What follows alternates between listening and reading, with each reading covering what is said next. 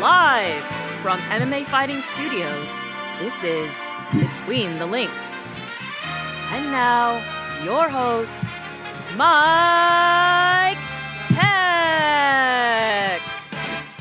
The iconic voice of Esterlin welcomes you to a huge and festive edition of Between the Links. As you can see, I am in the spirit, and I'm probably in the least amount of spirit once you see what the competitors are wearing. But we are in the final semifinal matchup of this BTL Championship Tournament. Several weeks have gone by. Several matchups have taken place. We have one finalist. His name is Jed Meshew. He punched his ticket to the championship match. On last week's show, he wants to reclaim his undisputed title, and he prefers to do it against the woman who has defeated him on multiple occasions on this program. He may get that chance, or the ultimate underdog, everybody's favorite dog, could emerge to spoil the plans. We get a big week on the show, a big week in combat sports. We had a pretty exciting weekend last weekend, so there's a lot happening. So let's get into this thing and introduce the participants first. The aforementioned underdog, the aforementioned potential spoiler. He's been making strong moves on this program, his last few appearances. Does he have some more left in the tank? From MMAfighting.com, the co-host of On to the Next One and the MMA Fighting Ranking Show, the very festive Mr. Alexander K. Lee. Look at this ensemble. How are you? I am doing great. Listen, I apologize ahead of time. I hope I'm not deducted a point because I was informed that today's battle would have to be waged in an ugly Christmas sweater. I started off with a sweater. I added the suspenders and I added a little festive tie here. I'll stand up so it'll get a bit of a better look. That's amazing. And the more I added on, the better it looked. So I apologize if I look fantastic as opposed to ugly Christmas as we were supposed to do. There's nothing that can be done about it. I just look good. I can no longer focus on this program, AK. I just cannot get this wardrobe out of my mind. You look like $1 million. And but we have to introduce his opponent. And to be honest, the reason why we're all wearing holiday garb and the reason why I probably have to go and buy a holiday sweater in the next week or so, but she is undefeated on this program. She has been nicknamed terms such as the Boogie Woman, the Undertaker, and she might be able to get back in there next week and shut Jed Meshew up again, which is not an easy task. So let us welcome back the great Phoenix Carnevale to the program. How are you, Phoenix? Look at that Christmas sweater. I've got to say that I find your lack of cheer disturbing. and Alex K. Lee is bringing out Phoenix's dark side. Call it Dark Phoenix. Call it Darth Phoenix. Either way, you have brought out my dark side. You are no longer the Prince of Positivity, Alex. We're going in today. Wow. Well, I heard I was already not the Prince of Positivity. Someone told me, Phoenix, a little bird, one of my many Instagram followers, told me that you had during your appearance on UFC Unfiltered with Matt Serra. Yes. That you called him the Prince of Positivity or something to that effect. What's that about? I did not call Matt Serra the Prince of Positivity. What? I called Glover Teixeira the Prince of Positivity because I was very high off of that win that week. And I think just talking to you all the time kept the term in my head. And it just slipped right out. So obviously you've been in my head before. That means I was preparing for this moment. Rent free. Rent free. All right. I think we might have to invite Glover Teixeira on the show just to go up. Now I want a piece of him. The title of Prince of Positivity. He's a UFC champion. Doesn't he have enough? Doesn't he have enough? He's universally beloved. Does he not have enough? Well, we shall see. Some things to think about in 2022, but let's get into this thing and talk some mixed martial arts. With so much going on this week, it was a very memorable weekend this past weekend. That's how we're going to start off the first half of this program. And Bellator is actually going to win the pony this week and kick things off because Sergio Pettis made his first title defense against Kyoji Horiguchi this past Friday night at Mohegan Sun Arena in beautiful and scenic Uncasville, Connecticut. Kyoji Horiguchi, of course, was the former champion. He had to vacate the title due to an injury. And through 3 rounds of this fight, it was going the way a lot of people thought it was going to go. Horiguchi dominated. He was up all 3 rounds easily. This was no dispute whatsoever. And then spinning back fist out of nowhere from Sergio Pettis, Horiguchi is unconscious, and Sergio Pettis retains his title. AK, let us begin with you. What was your biggest takeaway from that knockout? And what I mean by that is, was this something that maybe you learned more from Pettis? Maybe you learned something more from Horiguchi? Was it a year-end awards type of thought? Like, what was your initial takeaway and your biggest takeaway from that finish? Man, I almost feel like it didn't answer the questions that I wanted answered. If anyone listens, Mike, to our MMA Fighting's ranking show, there was a bit of a kerfuffle about why Mr. Horiguchi and why Mr. Pettis were not higher on my rankings. I had Pettis unranked going in, and I had Horiguchi somewhere 13, 14, 15, somewhere near the bottom. I know, blasphemous to hardcore fans who refuse to, revolve their universes around the UFC. I'm not like that, I swear.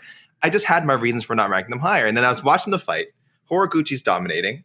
And then suddenly I'm thinking, okay, this is answering some things for me. Horiguchi is probably going to win a decision. I will bump him up into the top 10, maybe even higher. We will see. I don't know what this says about young Pettis, but he's just simply facing a great fighter in Horiguchi. I don't know if this dings him that much. Suddenly, everything turns around. And I'm not going to call the shot a fluke because the shot takes a lot of skill to hit. We know him and his brother Anthony trained that stuff, all that wild spinning stuff. This is a Pettis trademark. And yes, Sergio is not known for his one-shot knockout power. So in that aspect, it was shocking. But knowing how talented he is, when it happened, it was insanely surprising. And then now that we look back, we've had a few days to sort of digest it, and we're like, man, that kid is good. So for me, it unfortunately did not answer whether Sergio is definitively better than Horiguchi. Is Sergio Pettis a top 10 bantamweight, a top 5 bantamweight? Honestly, it didn't help me to figure that out. I know other people might have the opposite reaction. This might have been the performance that they needed, or sorry, at least a finish that they needed to see to put him in that upper echelon. But for me, I'm just saying I'm lucky that Bellator is setting something up that maybe we see a rematch between the two down the road, or either way, a chance for both guys to stack up their resumes at 135 pounds. So unfortunately for me, didn't really answer much, but what a moment it was. Phoenix, what did you think? What was the first thing that popped into your head? What was and has been the biggest takeaway since Friday night? I think this is one of the first times that me and the Prince of Positivity don't see eye to eye. I think I learned a tremendous amount from Sergio Pettis, and I learned a tremendous amount about Horiguchi in this fight. I learned how much of a martial artist Pettis is, and I learned how much of an athlete Horiguchi is, especially coming back after all those injuries and coming back dominant until, he wasn't, until that spinning back fist combination. So when I talk about Sergio Pettis as a martial artist, there's a couple principles that him and Anthony have in their background and their back pocket that answer a lot of questions, that answer what kind of champion mindset that Sergio has to have. And it brings, I'm going to wax poetic a little bit, brings me back to my traditional martial arts background. But the resiliency of both Pettises, both Anthony and Sergio. And I know that Sergio is a completely different person. This is his time. He's come out of the shadows of his older brother. But one thing that makes me think of the similarity here is how bad Anthony was losing to Wonder Boy. Remember, Wonder Boy was throwing that lightning jab, and out of nowhere, Anthony just throws that Superman punch from off the cage and wins that fight. And what it shows me is that they're not broken mentally when they're being broken down physically. They're mentally still very much in the game. They know how they have this traditional, spinny, flashy power technique from their martial arts background that they can pull out of their back pocket when they need it. And Sergio certainly needed it in that moment. And what it taught me as a martial artist, it reminded me that you fight how you train, because we've seen the videos of him drilling that technique, which is very impressive to me. And that if you're not broken mentally, you can still be dangerous physically. And he was still dangerous. You couldn't count him out because he kept that focus and that championship spirit. And also, Horiguchi is still a damn beast, and he's still fun to watch. So both of you said some things that stick out. And I want to go back to you, Phoenix, because you see things through different lenses than a lot of the fans do. I think that's pretty fair to say. And Pettis was in kind of a tough spot heading into this fight because he beat Juan Archuleta, great performance. They book him with Horiguchi, and not a lot of people, fans especially, gave him the credit of being the actual champion. He was more the placeholder. And even Pettis was saying that himself. Like, I don't feel like I'm the actual champion because Horiguchi never actually lost the belt.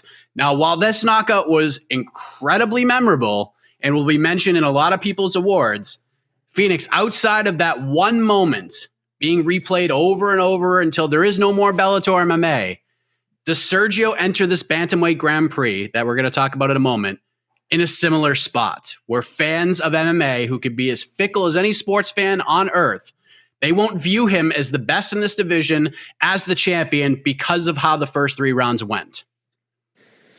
I think that's why this is a very cool thing for Sergio's legacy as well, because the more opponents he faces and the more eyes that are going to be on him, because there's going to be more eyes on Bellator coming in the next year than there has been in a long time because of how much we're talking about this tournament.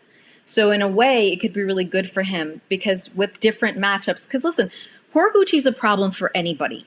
Anybody who's watched his career knows that. So it's very, very hard to judge. And you've got a lot of people on this card that make great matchups. Patchy Mix is a great matchup for anybody. When you look at Archuleta, I know that Pettis beat him, but seeing how he matches up with other people in the division and what he can do, everybody, including myself, are high on Rafion Stotts. How are you not high on Rafion Stotts? I remember him from the LFA days. And in the LFA days, my favorite division was the bantamweights. I used to talk about it on every show. So there's just so many cool different combinations here that watching what Sergio can do against these other type of fighters and what they have to offer can really answer a lot of questions for us. But I just want to put a stamp on the fact that Horiguchi is going to be a problem for everybody. But how fun would Horiguchi versus Stotts be? What do you think, AK? I won't even reveal that. I'll just say it. I talked to Danny Sabatello. He's a Bellator bantamweight, came in on less than a week's notice and beat Brett Johns, who just got signed from the UFC. He's pretty upset that he didn't get added to this tournament, and we'll weigh more on his thoughts in a moment. But what do you think about what the weight Sergio has to carry into this Grand Prix? Like, he feels like he's done enough, but when he shows up to that Bellator media day before his first Grand Prix fight, you know those questions are going to come about whether or not do you actually feel like you're the champion?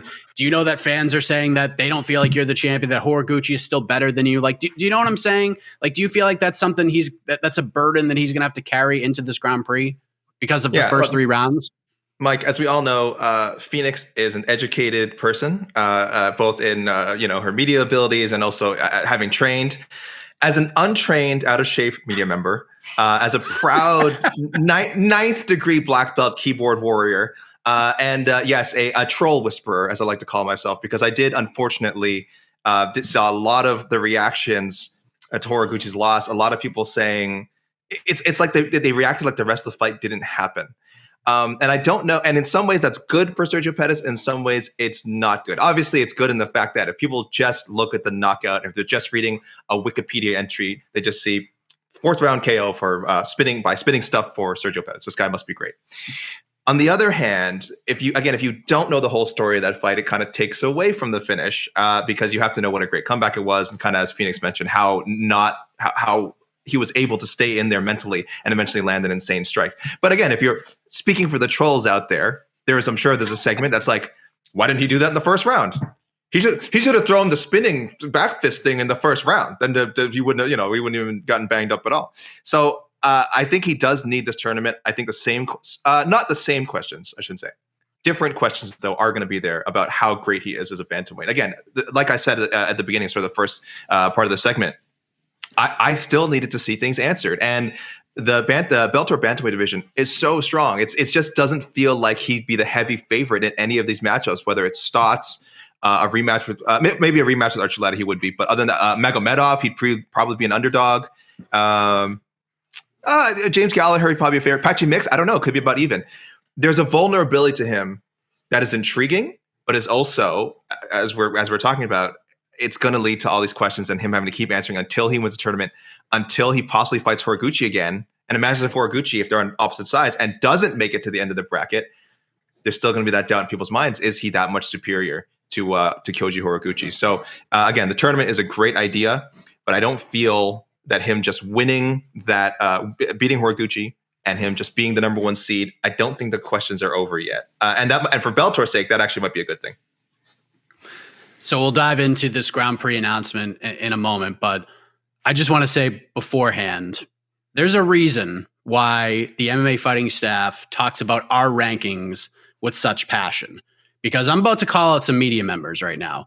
Whoever's on this Bellator rankings panel, there has been a lot of egregious stuff that have come up in these rankings since the rankings inception, especially in the women's divisions. There have been some pretty awful rankings. But having Kyoji Horiguchi ranked number 7 is on the Mount Rushmore of egregious decisions in the history of MMA rankings. Number 7 in Bellator? No disrespect, but you're telling me that there's, including Sergio Pettis, 7 fighters that should be ranked higher than Kyoji Horiguchi? That is awful. That is awful. And if you're on that rankings panel and you're upset, I don't care. That is horrible. Number 7? This guy should be number 1 or number 2 with a bow on. Are you kidding me right now? It's awful. But be that as it may, we now have this Grand Prix coming up in 2022. We got Pettis, Horiguchi, James Gallagher, Leandro Higo, Magomed Magomedov, Patchy Mix, Rafian Starts, and Juan Archuleta. So AK, bantamweight was clearly the way to go for Bellator. But did they get this right? The field of names, the amount of fighters in the tournament, did they nail this? Yeah. Look, I know Josh Hill is saying that he wants to be in there after that big KO. And of course, as we've mentioned, Danny Sabatello, very nice upset over Brett Johns, put him on the map. But he does only have the one fight in Bellator. It's kind of understandable. I like the lineup. Again, they just pretty much went with their rankings. This is one, like you said, the champion plus 1 to 7. So it's good. At least they're respecting their own rankings, as not credible as they may be as in regards to how high Horiguchi is and how much higher he should be. But yeah, no, I think the field is great. I think you've got the right mix of guys they've already built up, like Patchy Mix, Archuleta, guys that I feel like are still waiting to get that turn, like Rafian Stotts and Magomedov. James Gallagher had to be in there. Very popular.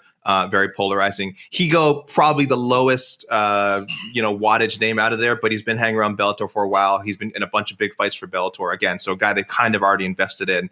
Someone who's a tough out. Someone who, again, probably not the favorite to win the tournament, but someone whoever he faces in the first round is going to have a heck of a fight. So yeah, I love what they did here.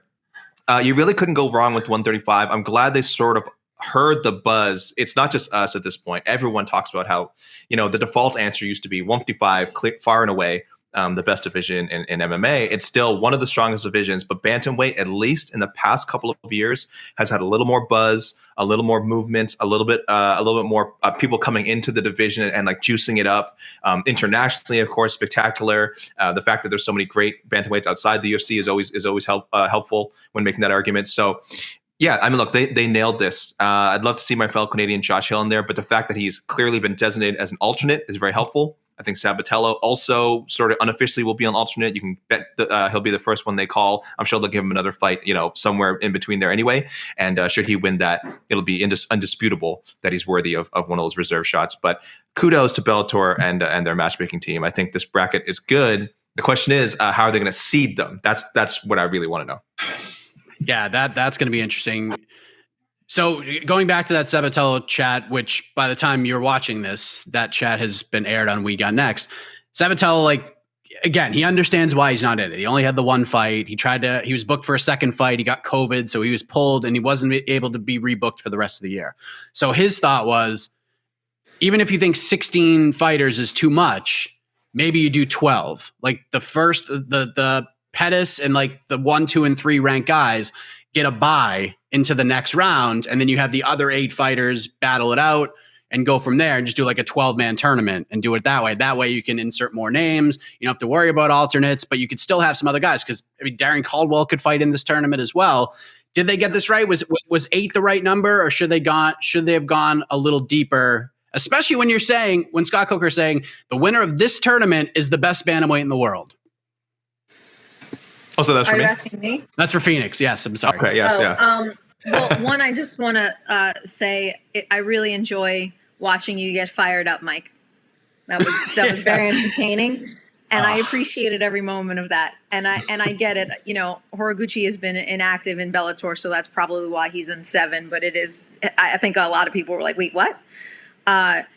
Yes, Bellator definitely did get this right, and I think 8 is the right type of thing because there's a Bruce Lee quote I love so much, which is a good fight is like a small play, but played seriously. And like any great theater, there needs to be understudies. So a lot of these guys, maybe 2 or 3, Bellator might have a conversation with them and say, with COVID going around and all of these things going around, we're going to have alternates. Whether they publicly state that, which would make it somewhat of a 10, 12 guys with buys and all that type of stuff, like traditional tournament styles, that might be there. It just might not be like the thing that's on the posters. And 8 looks right on the posters and for marketing and for scheduling and blah, blah, blah. Because remember, like any promotional type of thing, theater, plays, movies, fights, there's the right number, the right amount, the right name to market it, who looks good on the poster. And 8 seems to be the magic number here with some other understudies ready to play if it happens, if need be.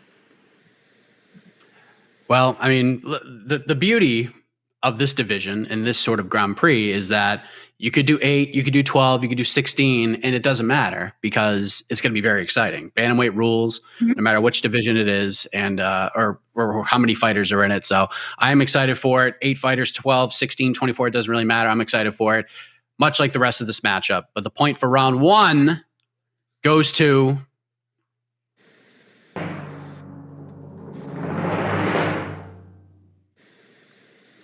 Darth Carnevale. It is 1-0. And sticking at bantamweight for a couple moments, how about Jose Aldo? I mean, if you're a fighter right now coming up in the sport and you're not looking to Jose Aldo and what he's done over the last year and a half or so for motivation or some sort of like mental guidance, you are doing yourself a massive disservice. Aldo headlines UFC Vegas 44 this past Saturday night, comes in as an underdog against a very, very good fighter in Rob Font. Aldo does a lot of damage in this fight when it counts. He hurt Font multiple times, had a lot of control on the ground when he needed it. And I said this on to the next one. Not only did Aldo beat a really good fighter, but he also thought to himself, how can I help this community? I'm going to compete in a fight where I can teach these viewers how fights in modern MMA are supposed to be judged. And that's what we got. Rob Font landed the more strikes. Rob Font statistically outstruck Jose Aldo by a wide margin, but Aldo landed when it counted. He hurt Font many times, and that's why Jose Aldo won this fight. He's a legend. He is a top 5 all-time in my eyes, pound for pound, and he has now won 3 in a row in a loaded UFC bantamweight division. Phoenix, what did you make of Jose Aldo's performance on Saturday? Well, I think that sometimes as media members, we don't know it all. Because I remember when Jose Aldo dropped down and we were terrified. Terrified, I tell you. Because when we looked at him and he was gaunt and gray looking and dehydrated, we were like, no, not our Jose Aldo. We love him dearly. We don't want to see him go out weight cutting like this. He looked like E.T. at the end of the movie when the scientists are probing him. I was terrified. And now here he is, looking like Jose Aldo that we've loved for so many years. And it's just damn impressive. The beautiful techniques of that, like when he slips to the side and throws that body shot right behind the elbow, is one of the most Jose Aldo things in the world. The crispiness of the 1-2 down the middle. Talk about damage, that you could see Rob Font was hurt with those 1-2s down the middle. that were just like long, rangy, crispy like a bucket of chicken. Every boxing analogy you want to say about the beauty of those 1-2s. It was just impressive to watch. And so is Rob Font. How do you leave that fight not saying like, wow, he's a super talented guy too? And if he's like any of these other young fighters when they first start off, that they fight these legends and then they wind up getting better because they absorb some of those techniques. They learn from the person that they fought. Like I actually saw Font in the 4th round do that slip and then do the body shot behind the elbow. And I was like, okay. So I don't think this really hurts Font. I think it sets him back and it thrusts Jose Aldo forward, which is crazy. And it shows how much of life and circumstances is based on timing. So what's going to happen with this championship, with Jan, with Aldo? Who's next? How does this line up? Do we get Dillashaw versus Aldo? Who the hell doesn't want that? Tell me if you don't want it. I don't know why you wouldn't. So I just think it was impressive. And anybody who's not seen Jose Aldo when he was, on his tear and on his run might be seeing him with these eyes for the first time and like, wow, what a complete and totally amazing martial artist. AK, you remember not too long ago, Jose Aldo was getting knocked out in just a matter of seconds by Conor McGregor. Then he fights Max Holloway twice and gets finished. He's got no cardio. He's got no chin. The guy's falling apart. Then as Phoenix said, he goes to 135. We're like, no, don't you dare do it. You're never going to make weight. You could barely make 145. Loses in his first bantamweight fight to Marlon Moraes. Super close fight. I think a lot of people scored it for Aldo. Fights Petr Yan. It is competitive for like the first 2 rounds, and then Yan starts to take over, finishes Aldo in the 5th. Oh, he's done. He'll never get back to a title fight. And now look at him, AK. Now look at what we're seeing. This fight against Rob Font. And by the way, Rob Font landed some damage, and Jose Aldo was wearing it. Neither one of those guys made it to the media tent. They both got transported. So that says a lot about the hearts of both of these guys. But if for Aldo in particular, AK, I mean, what did you make of those 25 minutes? I just love, Mike, that this is back-to-back segments that we're talking about the bantamweights, talking about, again, the most elite division that just keeps delivering in different ways. And again, this fight was memorable and appealing in a very different way than the Horiguchi Pettis matchup was. But yeah, as someone who's a huge fan of Jose Aldo, someone, as you said, who believes he is one of the 5 pound-for-pound best, one of the greatest mixed martial artists we've ever seen, it's such a treat and a pleasant surprise, but in some ways also very affirming of what we knew he was capable of. Because once we got past sort of the gruesome reality of the weight cut, I mean, again, this was a guy who at 145 was occasionally seen getting to the scale and just like miserable face down on the scale, and who at that moment would have thought, yeah, this is a guy I want to see cut another 10 pounds. But once we got over that, sort of the shock value of that, we sort of saw his potential at 135. He looked great against Marlon Moraes, didn't get the decision. He looked very good against Petr Yan for most of that fight, and of course lost to a younger and at this point in their careers, better fighter. Petr Yan is great. But then the matchmaking was really sharp. When he got matched up with Chito Vera, I think there was a lot of people who were still picking Aldo. This was not the sense of, okay, well, they're just using Aldo as a stepping stone for this guy, for Chito Vera to come up. I mean, that could happen, but that's not the sole purpose of this fight. Jose Aldo has a very good chance of winning that fight, and he did. Same with Pedro Munoz, and same with Rob Font. I'm sure I'd have to look at the odds. Aldo was probably the underdog in all those matchups. But given what we said, it wasn't like he was some crazy like 2-1, 3-1 underdog. It was just, we thought these are guys with I don't want to say less mileage, because these are some pretty experienced fighters. I mean, Rob Font only a year younger than him, but guys who I guess we haven't felt had their run at the top like him, and it was their time to beat him. But again, we know what we saw in the Moraes fight. We know what we saw in the Yan fight, and then when with every win, we're like, man, this is real. This is a very, very real run. So it was very affirming to see him beat Rob Font, again, a great fighter, and when both fighters look good, it only makes Aldo look better because. Look, they've rematched. Who knows? Rob Font could take it. But in this first meeting between the two, the guy who we know, again, is a legend, who's just got a little bit more experience, a little more big fight experience, is the guy who came out ahead. And that was just so enjoyable to watch as a fan. And what a way to start this holiday season. It made me feel warm inside, Mike. As you know, AK, you were there. The way I match made for Aldo was the same way everybody else did. But I had a little caveat to mine. It's the TJ Dillashaw fight, because that's the fight that needs to be made in the current landscape of this division. But we all know that TJ Dillashaw at times is not the greatest person to deal with. He likes to put his feet in the sand, and he has been saying that my next fight will be for the bantamweight title. Of course, things have changed. Aljamain Sterling's been hurt. We had an interim title that we don't know when that fight's going to happen. We're hoping sometime in the spring for the undisputed title.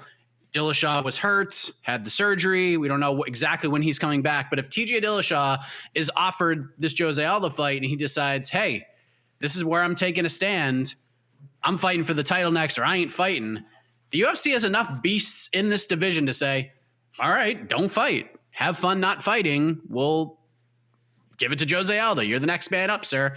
That's how I would do it personally. So let me phrase it like this, AK. I know, like, when we're picking fights, sometimes we're like, my heart says this, but my head says this. We're going with your head here. True or false? Jose Aldo will fight for the UFC bantamweight title in 2022. You're darn tootin' he will, Mike. At this point, given pardon my language. It's a kid's show, right? You can edit that out in post. Pardon my language.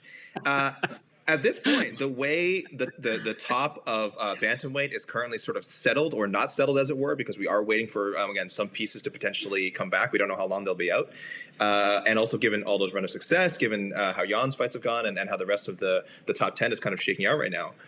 I will now be surprised if we do not see Aldo fight for the title and probably rematch Jan. Like I said, as far as we know, that could be the next fight, depending what's going on with Dillashaw, depending what's going on with Sterling, how long Jan wants to wait. It's certainly conceivable. Again, Sterling could be ready. He's doing a lot of trolling with how long his injury might take, and I'm sure he's in no rush back. He is technically the undisputed champion, but at some point he is going to want to fight again and sort of silence the haters in regards to that first Jan fight. But as it is, should Sterling or Dillashaw not be ready, how can you not give Aldo the title shot? The first fight was great, again, very memorable. I hope people go back and watch it. Again, I think at the time, because he was coming off the Moraes loss and because he seemed to fade sort of in the later rounds, at the time who were viewing it as the end, now they realize that it's just him facing a great fighter.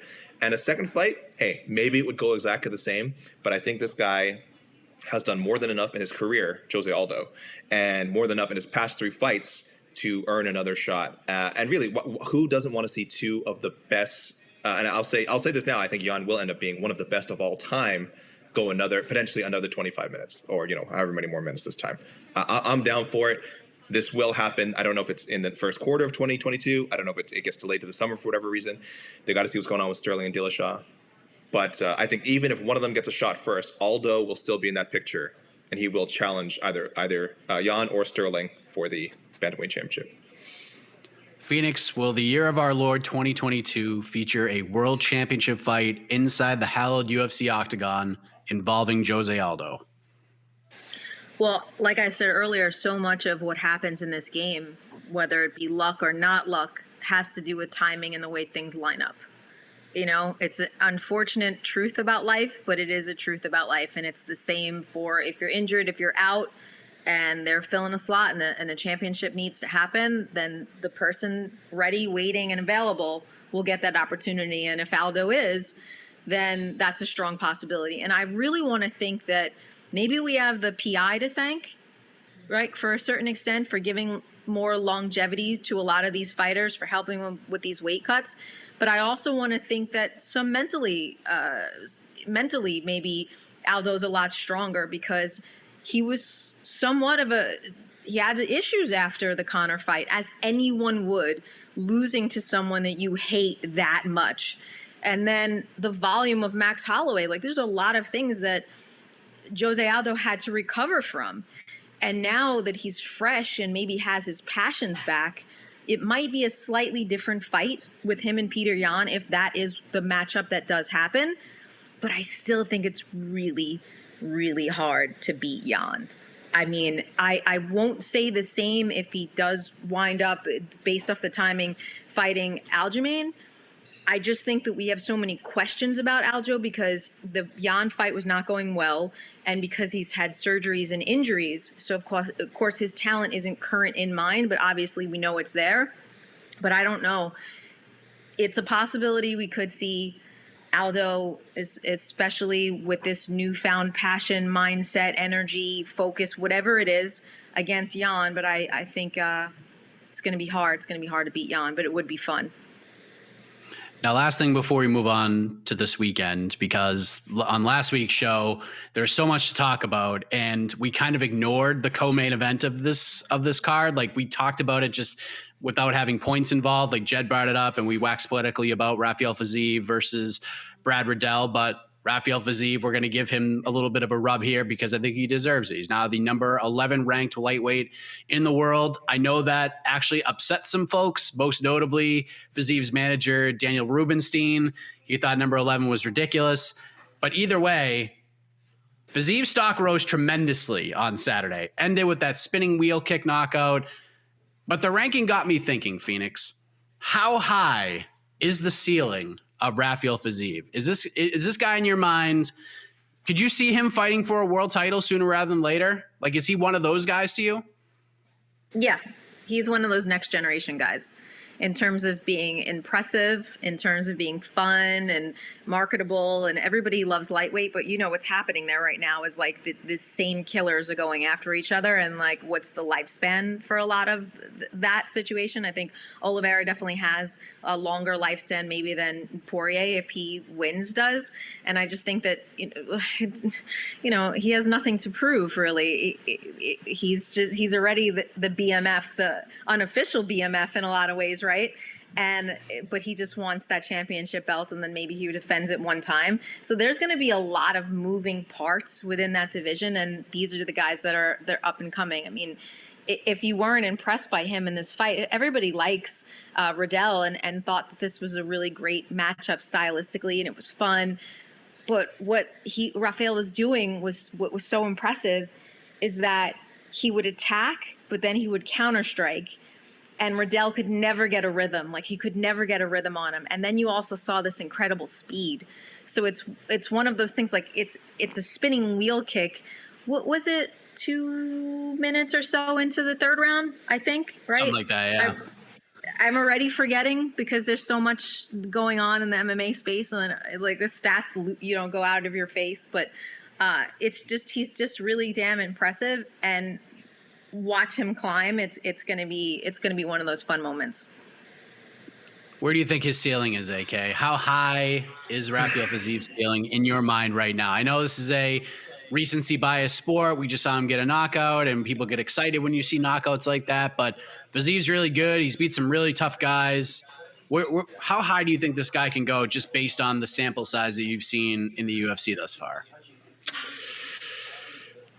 Top 5. I think top 5. I think that's where I'm willing to go. I'm not as upset as his management about Fiziev not being ranked that much higher. I get it. 5-0 in the UFC lightweight. 5-1, but 5 straight wins in the UFC lightweight division. Just beat a tough guy, his buddy Brad Riddell. But for me, again, Riddell is not a top 10 guy. So this is not a division, I think, where you can just leap over people just by having a win streak. Again, you can make Makhachev was the one kind of suffering from this for a while, where he'd won 7 straight, 8 straight, and there was still like, oh, where is he? He's in the top 10. Some people had already jumped him up. Some people were waiting for him to beat a top 10 guy, in that case Hooker, before advancing him. And I think Fiziev's kind of in the same position. You can make an argument, again, if you want to bump guys down like Tony Ferguson or RDA, I would not put them beneath Fiziev yet, and I don't think he would either. He's calling for some of these names. He's calling for Gillespie. He's calling for Ferguson. He's calling for an RDA. Again, these are all guys who I would currently, at the moment, have ranked ahead of him. So if Fiziev himself is kind of saying, well, I know I have some more work to be done before I'm a no doubt top 10 contender, then I think we can comfortably say the same in agreement. But as far as down the road, now we're talking about how does he stack up against the Gaethjes? How does he stack up against the Dustin Poirier, Charles Oliveira's, Makhachev?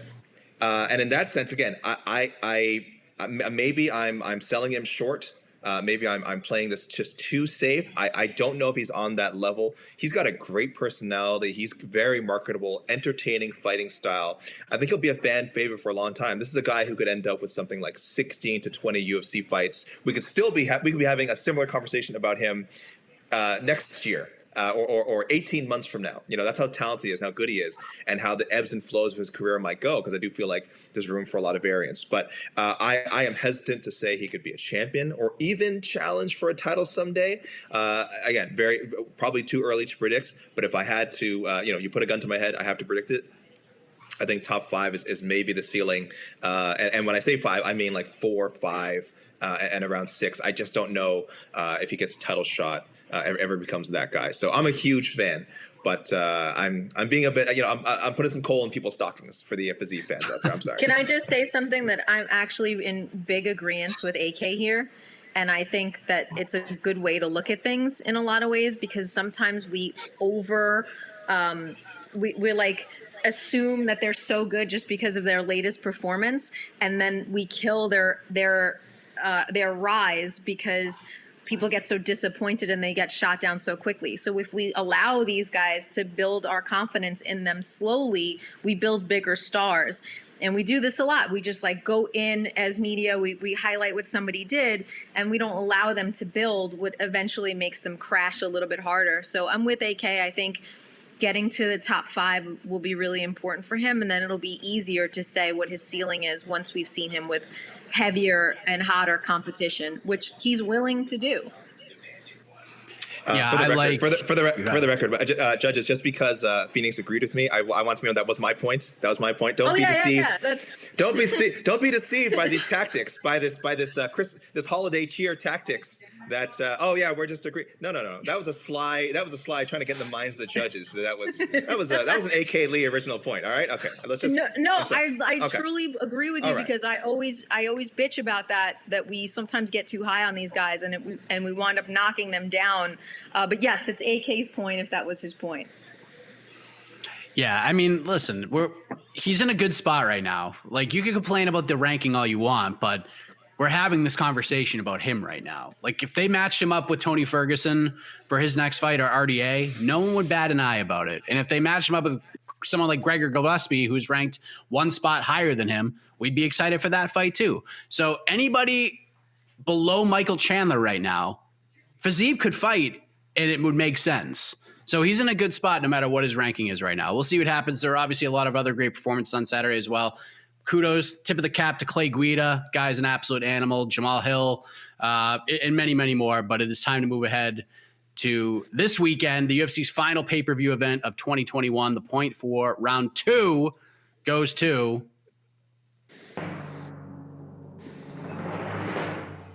Phoenix Carnevale's opponent, Alex K. Lee. Yeah, I would agree. I can't get in frame. Hold on. I threw off everybody. Are those llama? Because I really thought that they were reindeer, but I think they're llama. I believe they're Are they llama. Camels? Correct. They're llama. I believe they're llama. Wow.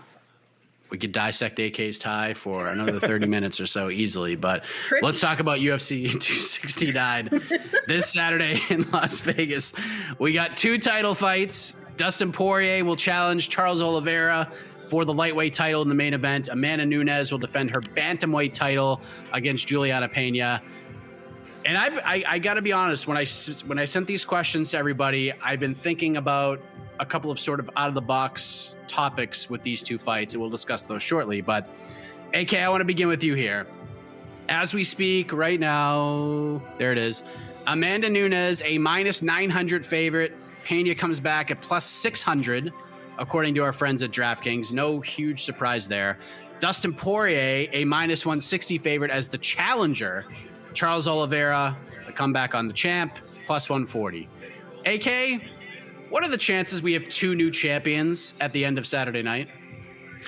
I'll tell you, really low, and not for the reasons people think. I mean, obviously I'm going with Nunes over Pena all the way, but I'll say I think it's much more likely that we have 2 and stills than one new champion. That's how far I'm going, because I am tired, Mike. You guys know, everyone knows when I talk about the lightweight division, I'm tired of the Charles Oliveira disrespect.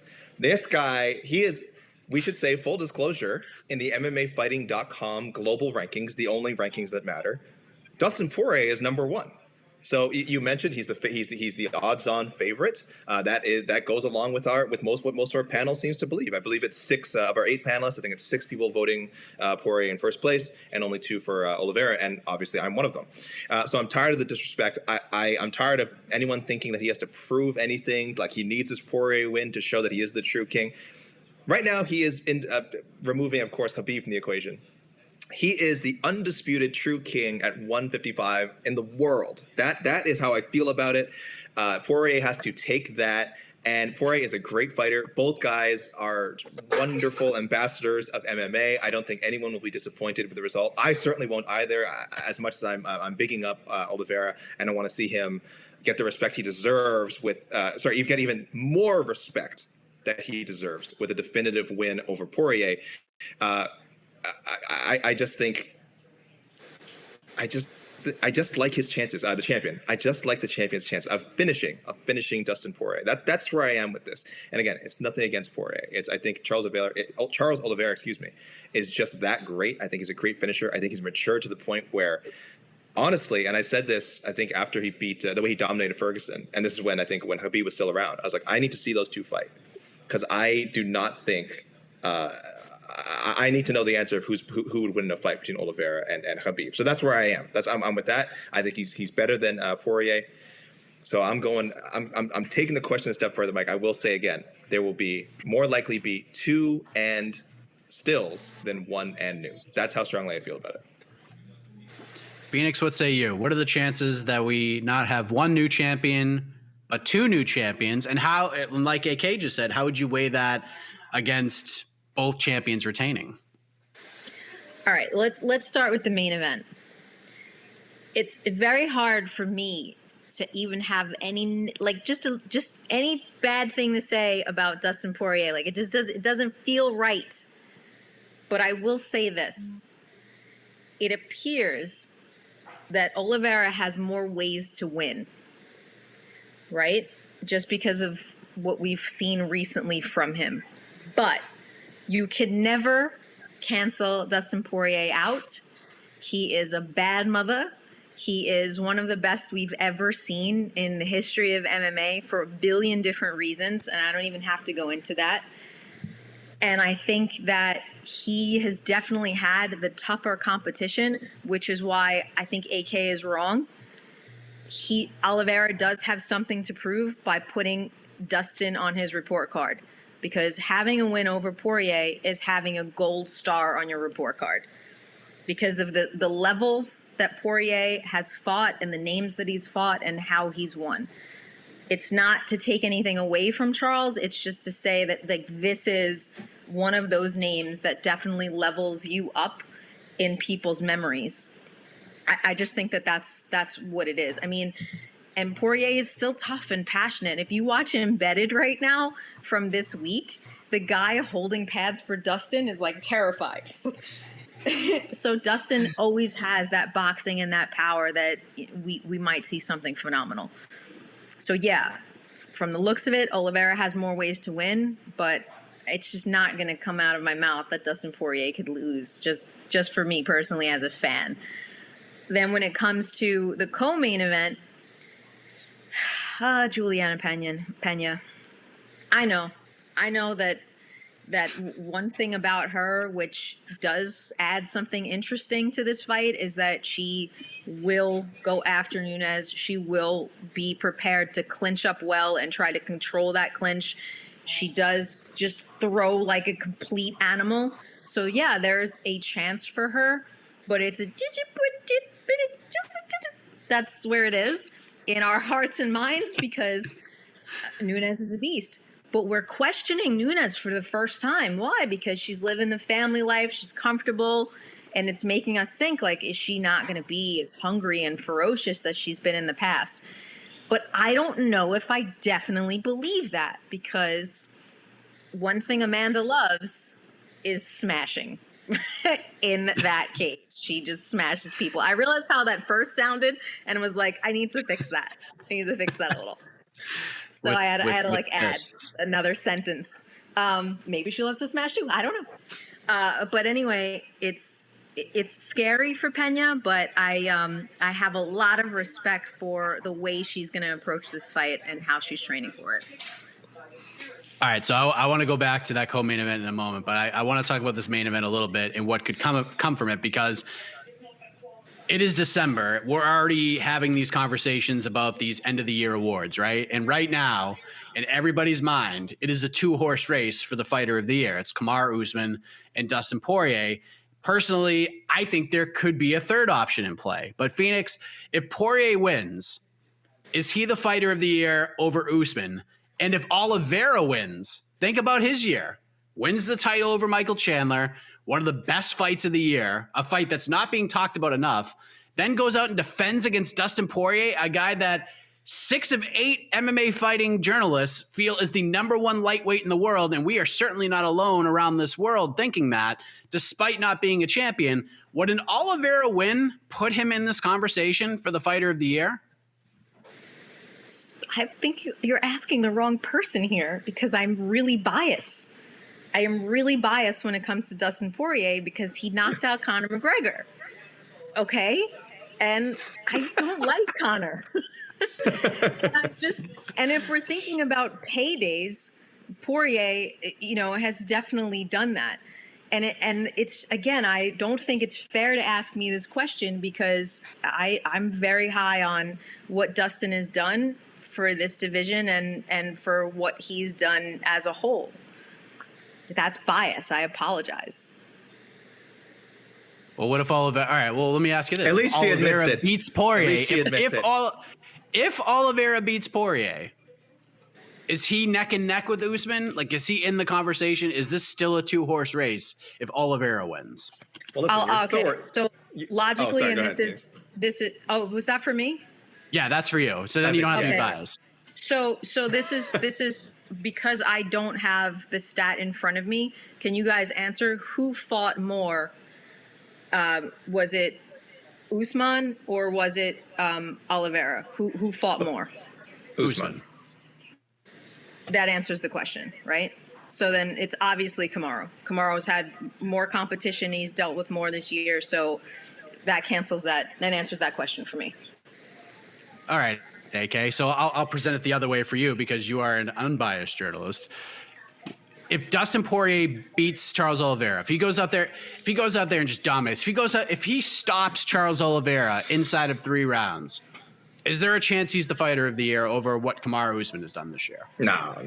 It'll be a great year. But for me, and I know Phoenix really enjoyed the beatings of Conor McGregor. For me, taking those fights, and again, I will never question Dustin Poirier for doing those. Those fights raised his profile. They made him a lot of money. I think from a personal standpoint, they were very satisfying to him and his family. So in that regard, I'm not critiquing that. But I've been saying this probably since they booked the first fight, the second McGregor Poirier fight, that there is a cost to that, and it is acknowledging that he is, I felt, fighting backwards in the rankings. Yes, the biggest name in all of MMA, but if we're diving deeper into the competitive aspect of it, then you have to acknowledge McGregor is not up there with the Gaethjes and other opponents that Poirier could be fighting. I know Poirier's beaten Gaethje already, but it is, I feel, a step back from a lot of the guys he could be fighting, and we know why he did it, and that's great.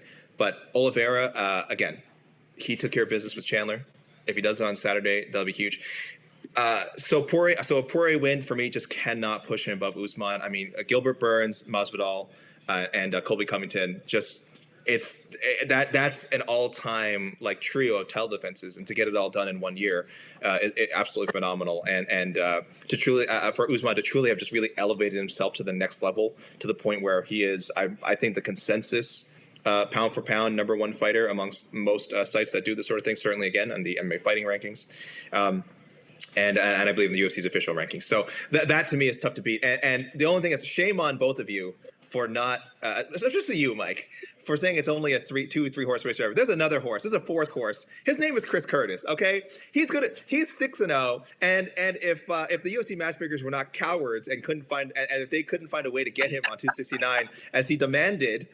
he'd be fighting again and probably going 7-0 in 2020. 2021. 3-0 in the UFC. This is a multiple horse race. Chris Curtis is right up there. I don't care. Titles, schmitles, rankings, schrankings. Okay. It's more breakout fighter of the year. This is true. This is true. I think he's a different category, but he belongs in some category for sure. I'm giving him both awards. Number one on both. Well, we haven't. I don't hold me to that. We have not done our official voting yet. But I love what Chris Curtis has done, and I don't know if I had to shoehorn mentioning him into this segment and into this show, I make no apologies for it. Who did you pick in that Chris Curtis Brennan Allen fight, by the way, in the official MMA fighting picks, AK? I picked Chris Curtis. You picked your fighter of the year, right? Both of his UFC fights. I also picked him to lose to Phil Haas as well. Oh, okay, fair enough. Okay, so here's a more interesting question in my mind, going back to the co-main event before we move on to the rest of the card. Amanda Nunes has been dominant. No doubt about it, AK. 2-division champion, greatest female fighter ever. There's no question about that. You can never question her resume and what she has done.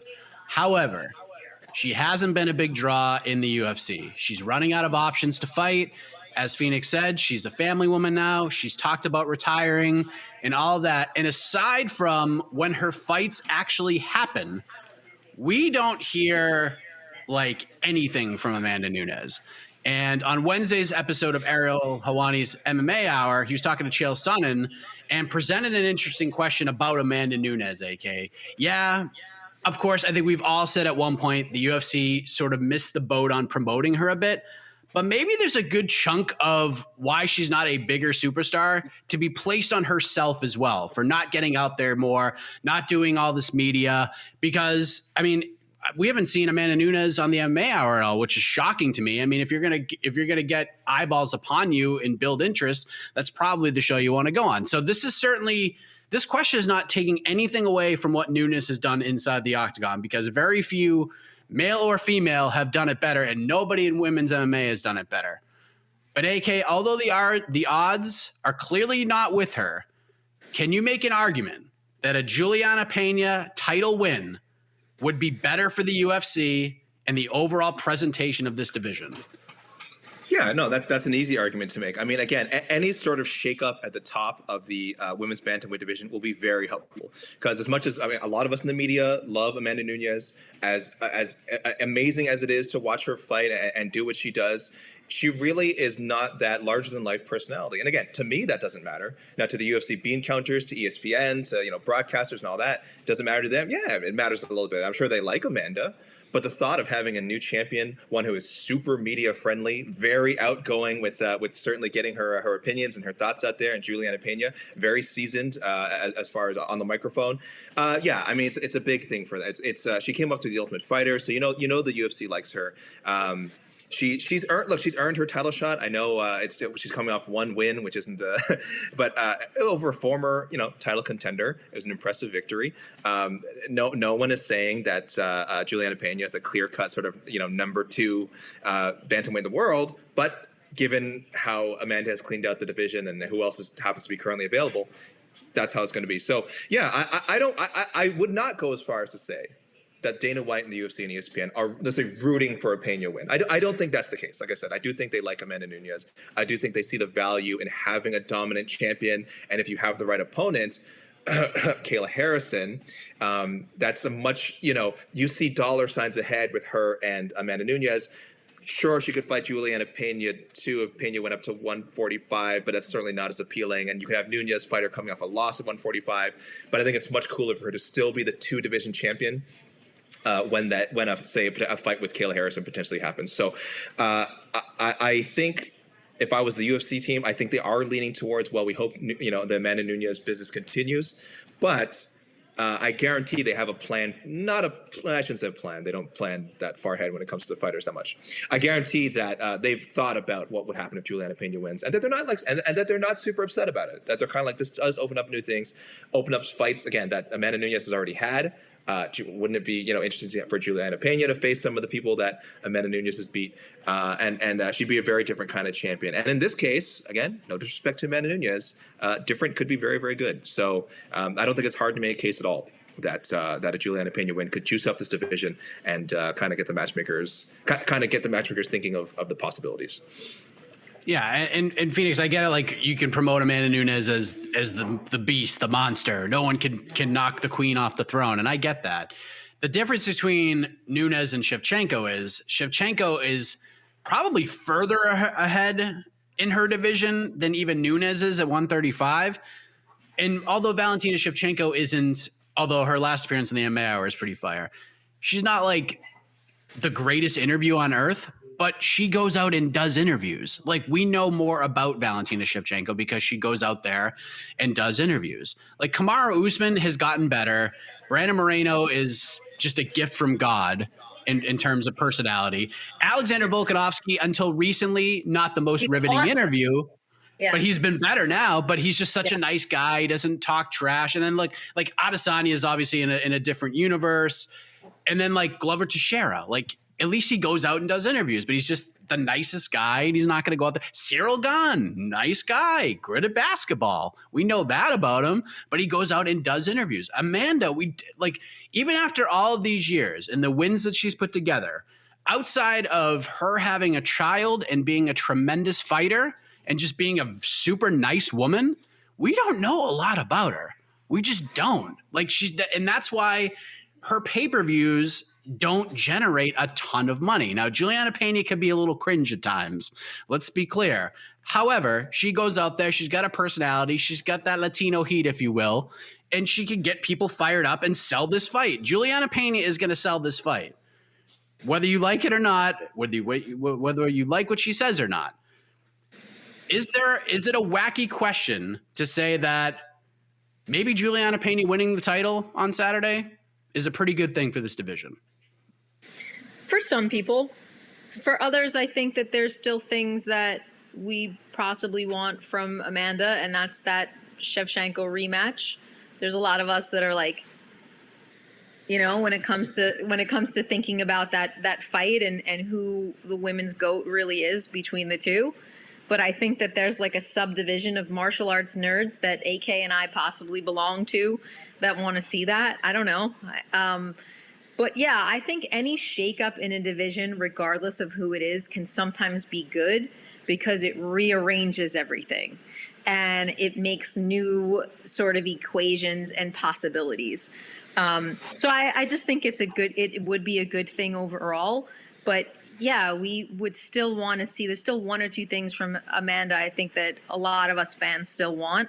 And from what I read today on Twitter, so I don't know how true it is because it was on Twitter, the UFC is talking to Kayla's team and Bellator is talking to Kayla's team. So those are two possibilities for Kayla that would make it interesting for MMA fans in general. Because at some point, and this is the same for Nunes as it is for Cyborg, any person she matches up with, we all go, all right, I mean, I'm going to watch it, but like we all literally do that. So to have some shakeups either way, to have names that propose questions either way is a good thing. See, look what we're doing. We're selling pay-per-views here on Between the Links, as far as I'm concerned. This is a great card. We're going to talk about the rest of it in a matter of moments. I get what both of you are saying.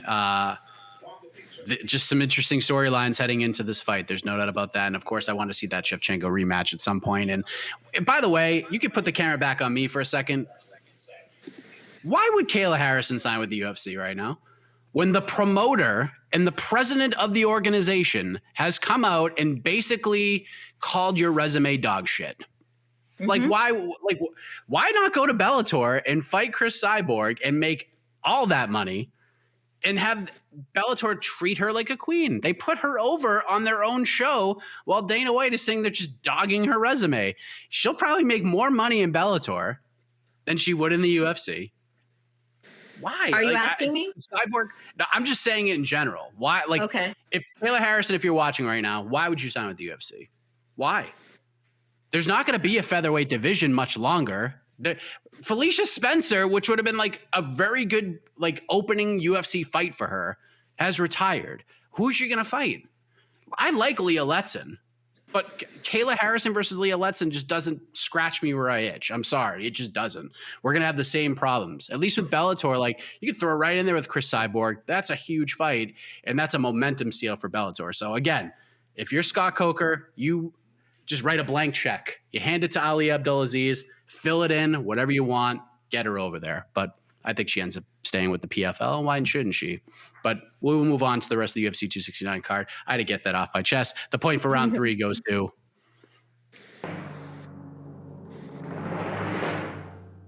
I don't know if it's the points that were being made, but I just can't stop looking at you, AK. I can't stop looking at you, so you get the point. It's 2-1. That ensemble is just, I can't take my eyes off of you. Fantastic. I just cannot take my eyes off of you. So, all right. So we talked about the big storylines heading into Saturday night. We talked about the 2 title fights. Let's quickly talk about just the rest of the card. Now, we like to compare these pay-per-views to the rest of the cards throughout the year. And we're going to kind of do that now, but I know there's so many UFC events, it's almost like impossible to remember them all off the top of our heads. But Phoenix, we're going to be with you. UFC 269. On paper, just top to bottom, from the opening prelim all the way to Poirier challenging Oliveira. Where do you grade this one? Is this one of the better ones of the year? Is it better than 268 on paper, 267, maybe some of the past ones? Like, when you look at this card on paper, like, where do you grade it? Where do you put it? And like the top 5 cards of the year, maybe it's 5. Like, it's up there, but I wouldn't think that it's like amazing or one of the best fights ever. We just come off of a streak of some of the most amazing cards. I mean, I sound like the princess of positivity right now because the combat sports has been killing it, like in general, the last like 5 or 6 months. And I do get like I'm a little like emotional about it because it's been good on so many different levels for the last couple of months. And I remember when I've been in this since you basically had to watch it on what was called a hot box. It's where you could actually like de-scramble it. You know what I mean? Like, that's how long I've been watching MMA. So to consistently say one banger card after the other banger card after another, it is kind of special. And then to have other things popping up, different leagues, Bellator doing their thing, boxing has been on fire lately too. It's just been amazing. So it's definitely hard to say.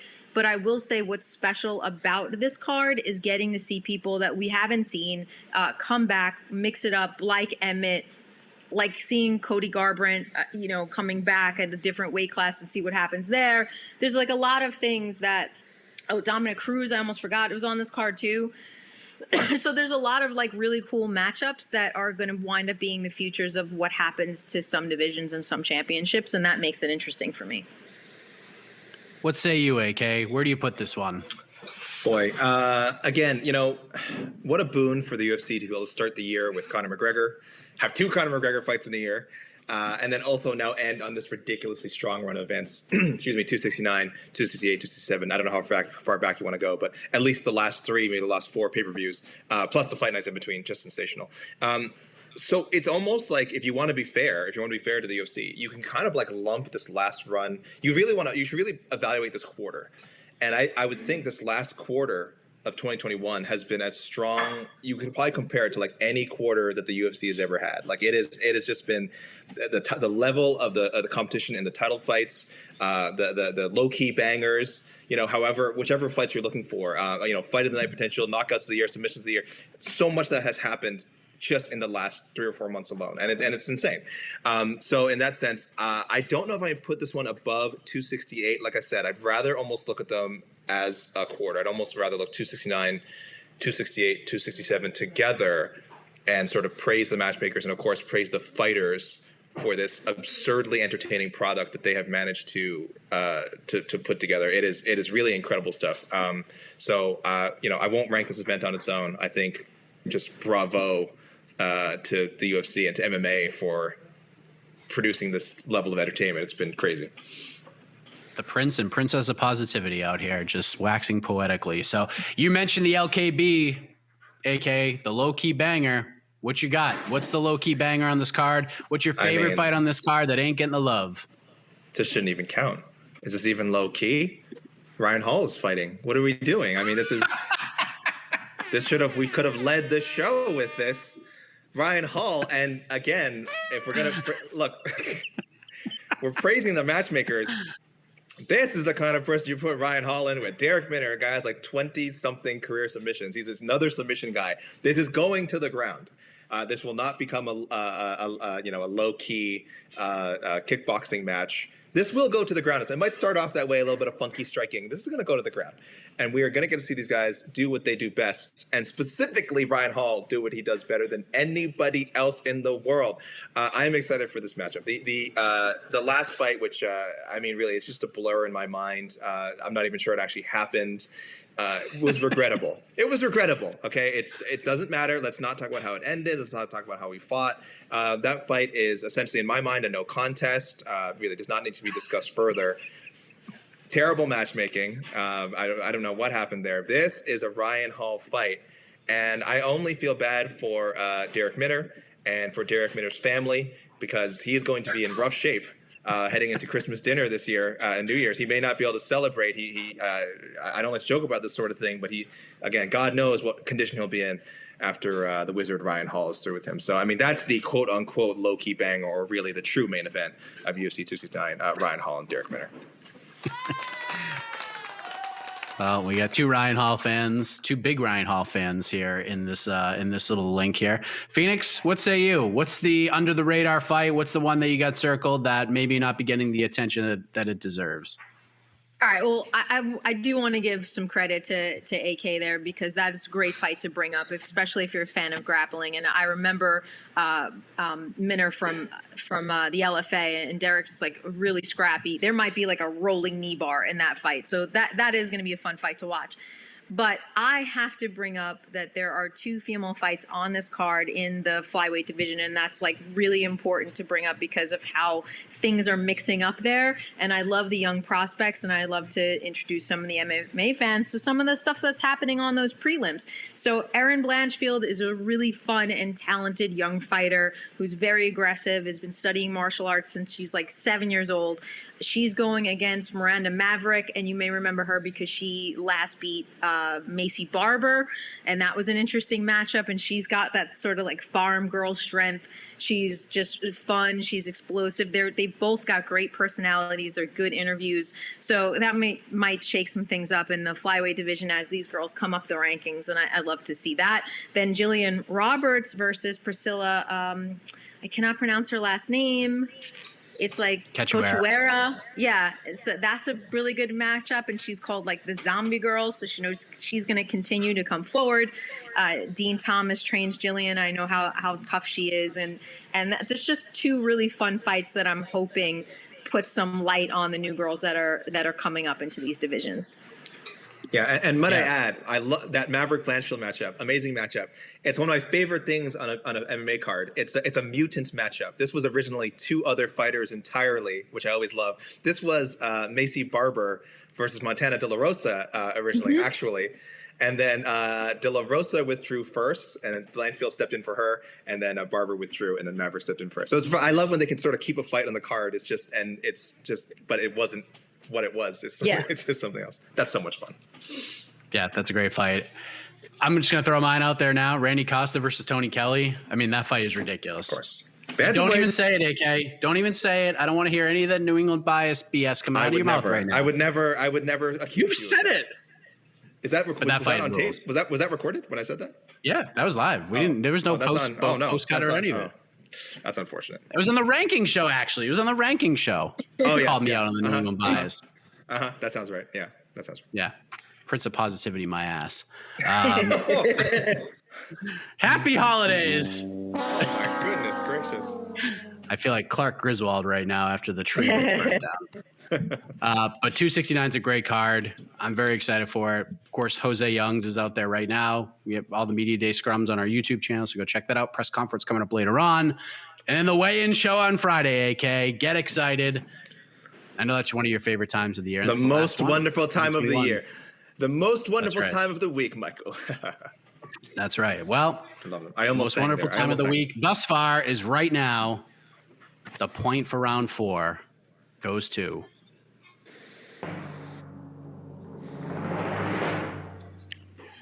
like a phoenix rising.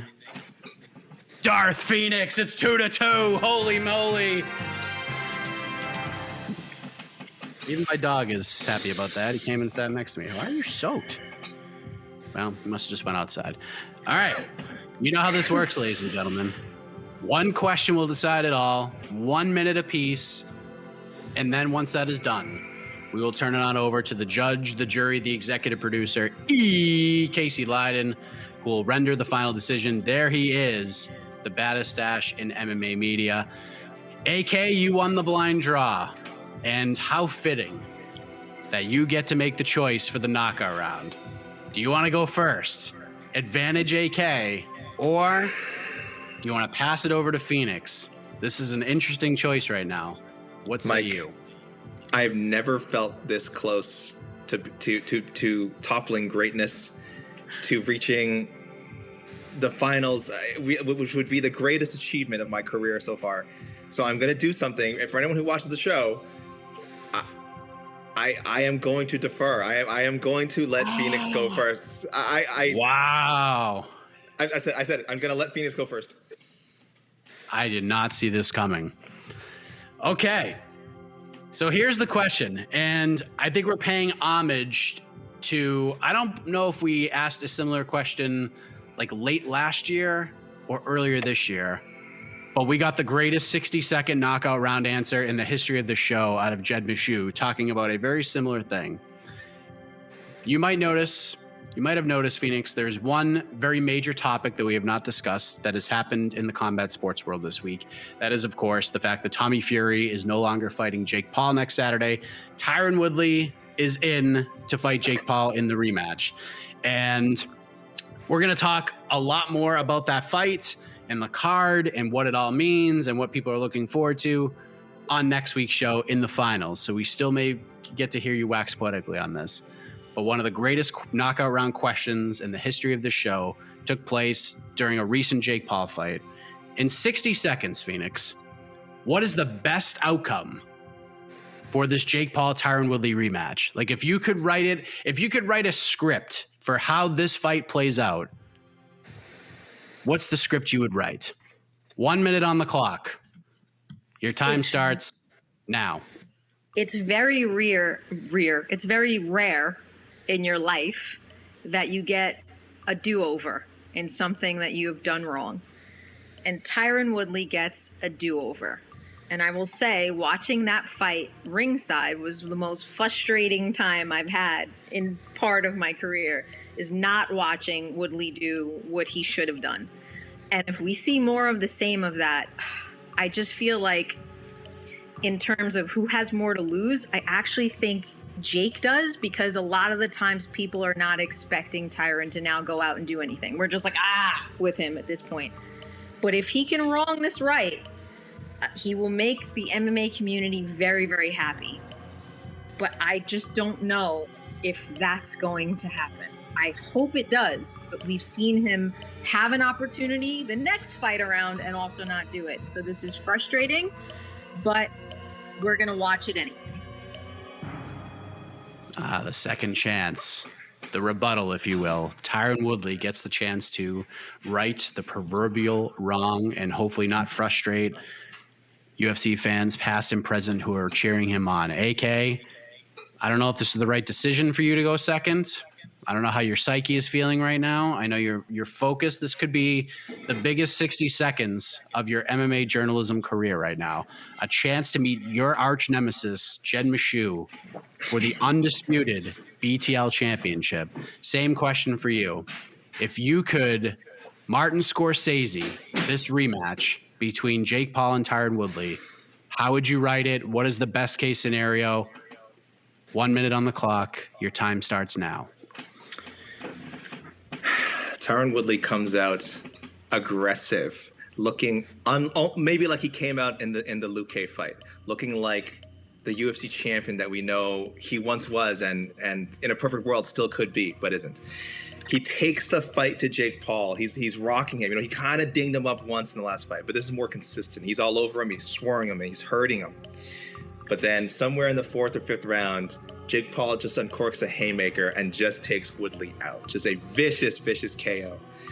Now, I know this sounds terrible, but the best case scenario has already happened for Tyron Woodley, even getting this fight.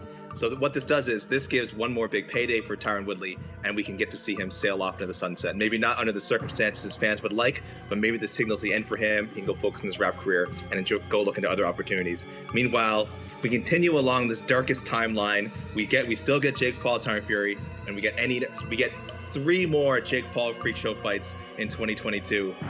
And now he can say he knocked out a former UFC champion. Yes. There we go. So we have a potential chance to right the wrong. AK is going a different direction, saying that Tyron Woodley, kind of a best case scenario for both guys. Tyron goes out there, shows some gusto, shows some aggression, but gets bolted by Jake Paul for his troubles. Man, oh man, what a storyline. We now turn it over to the man, the myth, the legend, the man with the most important decision to make. No draws here. E. Casey Leiden, the judge, the jury, the executive producer. And yes, I saw we got a nice little special guest cameo from the iconic voice Esther Lin walking by in the background. Casey, what say you? Who is going on to face Jed Meshew for the undisputed BTL Championship of the Universe next week on MMAfighting.com? AK, that was a very good story you told. It was good. It started really good. But, oh man, you're facing Phoenix Carnevale, and she's, oh man, this is,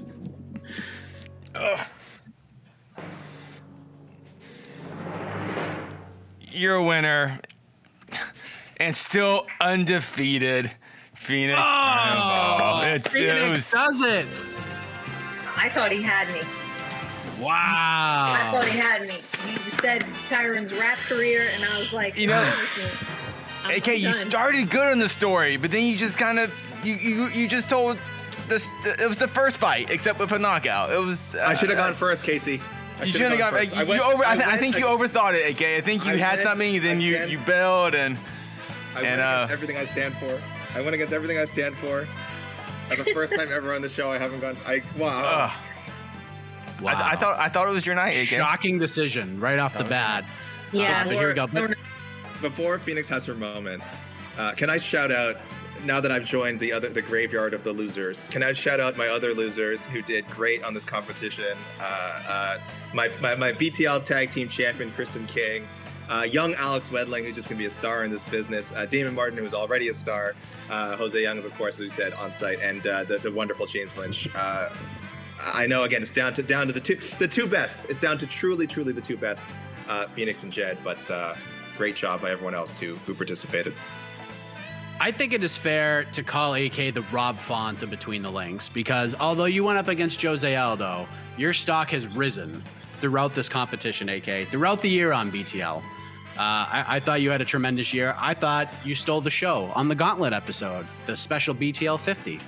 And here we are, semifinals against the GOAT of BTL in a lot of people's eyes. And there you are right there to the very end. And I appreciate your gusto. But now, Phoenix, we turn it on over to you. You now have 30 seconds to say whatever it is you want to say. You know what? You're the Undertaker here. You could take as much time as you want, but I assume you have a message for one Jed Meshew, who has been saying your name throughout this competition, perhaps maybe even overlooking some of his other competitors, and he admitted that, but this is what he wanted. Now he's going to get it. Is this a be careful what you wish for type of situation? I feel like Jed is going to come out in like a tuxedo and I'm supposed to wear an evening gown or something like that for this next matchup. I have no idea. I think, the clothes make him feel better and that's what he's going for. But whatever it is, Jed, you already know. You already know. You know what I mean? I think you're looking for a stunning upset and maybe that keeps you motivated at night. But it's going to happen, Jed, and I'm just going to keep winning. That's all. Short and sweet, ladies and gentlemen. All right. So we get a lot going on here on MMAfighting.com. Press conference coming up a little bit later on with the notable names from UFC 269. We got the weigh-in show tomorrow morning. We got the preview show tomorrow afternoon. We got the People's Pre-Fight Show right before UFC 269. Then we'll have the press conference. Then we'll have the post-fight show. And then AK and I are going to take a deep breath, match make, and do on to the next one on Sunday. So all this content is going to be coming your way. So get excited. And then the finals goes down next week to recap 269, get you ready for the final UFC event of the year with Derek Lewis in the main event, by the way, against Chris Dawkins. And then, of course, Jake Paul versus Tyron Woodley 2. We will be knocking on the door. So a lot to discuss, and a new undisputed BTL champion will be crowned. Join us next week right here for Phoenix, for AK, for Casey. I am Mike Hick, the iconic voice of Esther Lynn, perhaps takes you home. Good night, everybody. This has been Between the Links, an MMA fighting production on the Vox Media Network. This is Esther Lynn! Ah! I always sound like this. You're listening to the Vox Media Podcast Network.